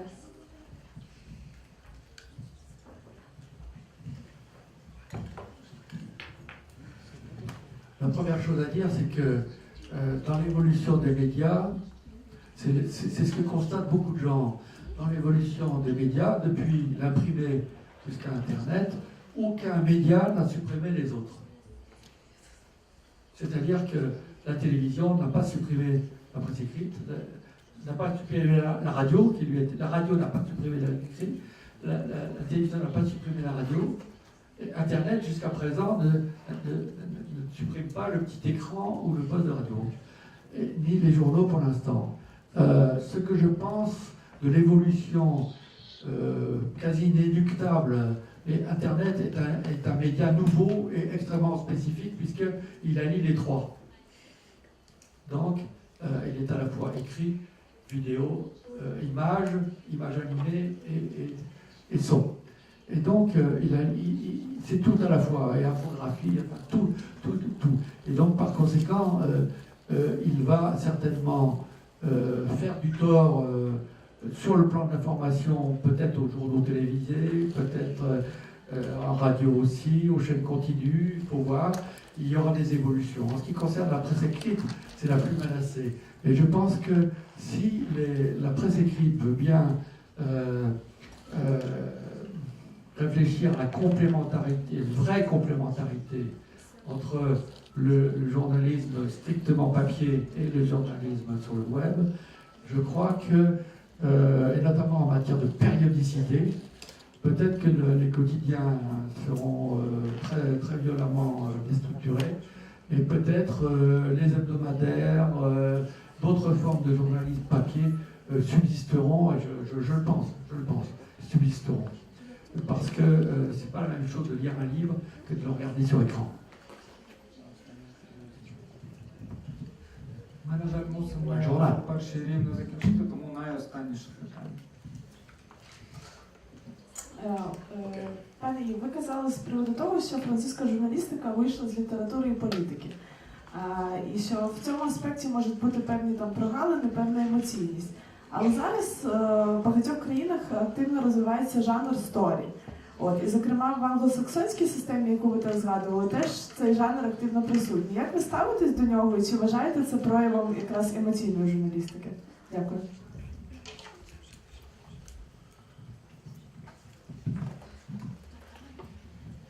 Je pense que, je l'écris d'ailleurs dans le manuel qui m'a valu le plaisir d'être avec vous.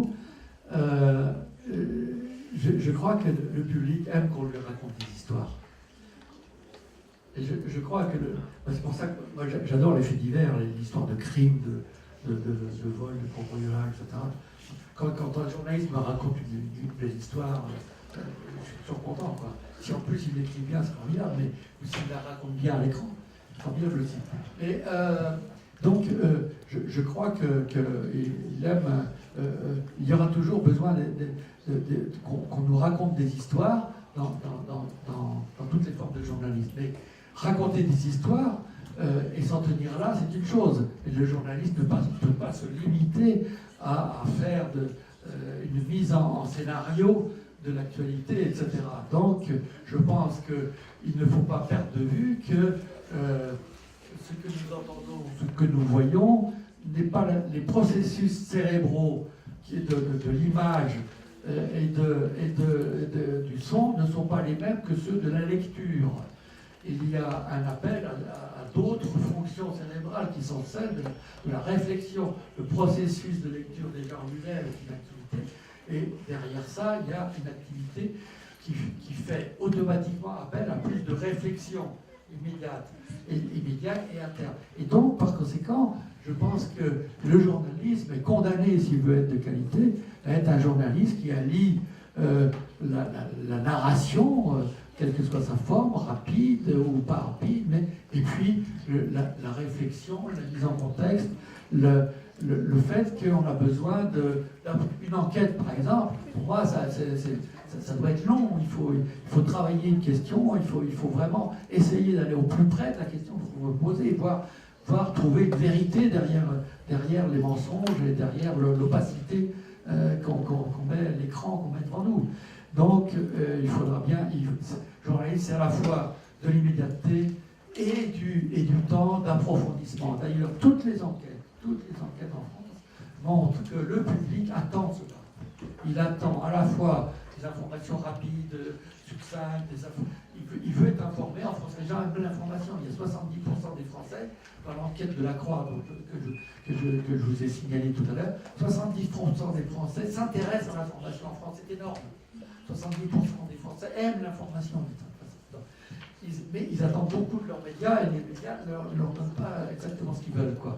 Et donc, dans ces enquêtes d'opinion, il y a toujours... les gens veulent à la fois ça, et ils veulent de l'approfondissement. Ils veulent que les journalistes les aident à comprendre. Et je crois que la plus grande noblesse de notre métier, c'est ça, c'est d'aider nos concitoyens à comprendre le monde qui les entoure, à les aider à être eux-mêmes des hommes et des femmes qui comprennent le monde dans lequel ils vivent et qui, par conséquent, peut-être peuvent y vivre mieux, d'abord, et peut-être même agir sur ce monde. Voilà. Merci à vous. Merci à vous. Je conclurai en disant combien j'ai été heureux d'être avec vous, combien j'ai été content de toutes vos questions qui étaient toutes très pertinentes et qui montrent l'intérêt que vous portez à toutes ces questions. Et je vous souhaite à tous et à toutes, en tout cas pour ceux qui se destinent au journalisme, un beau parcours et d'avoir autant de plaisir que moi dans ce métier. J'ai fait ce métier passionnément.